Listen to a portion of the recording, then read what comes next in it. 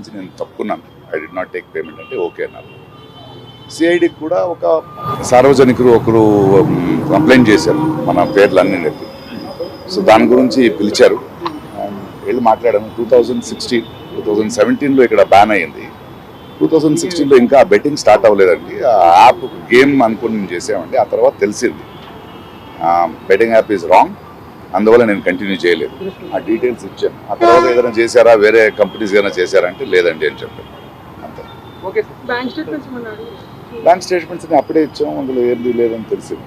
But ఒకటి మా మాధ్యమం మూలంగా చెప్తున్నది, ఏదో అది కొందరు పెద్దవాళ్ళు చేశారు, వాళ్ళు చేశారు రూల్స్ అని కాదు. Betting app is wrong. Okay, అది చాలా యంగ్స్టర్స్ జీవితాలు పాడైపోతున్నాయి. 2016లో మనకు తెలియదు, అది ఇంకా యాప్గా ఉంది, ఇంకా బెట్టింగ్ స్టార్ట్ అవ్వలేదు. బట్ ఎప్పుడైతే బెట్టింగ్ స్టార్ట్ అయ్యి అది బ్యాన్ అయ్యిందో, యంగ్స్టర్స్కి నేను ఈ మూలంగా చెప్పేది ఒకటే, అంటే నేను బెట్టింగ్ యాప్ డబ్బులు పెట్టి చేయమని నేను యాడ్ చేయలేదని చెప్పడం చాలా ఈజీ. అలా కాదు, అది తెలిసి చేసినా తెలియక చేసినా తప్పే. యంగ్స్టర్స్ ప్రజలు అర్థం చేసుకోవాలి. మనం కష్టపడదాం, కష్టపడి సంపాదిస్తాం. ఇలాంటి యాప్ పోయి చాలా ఫ్యామిలీస్, చాలా youngsters they have lost there lifes. And I'm sorry for that and hope మనం దీని నుంచి నేర్చుకుంటాం. Thank you.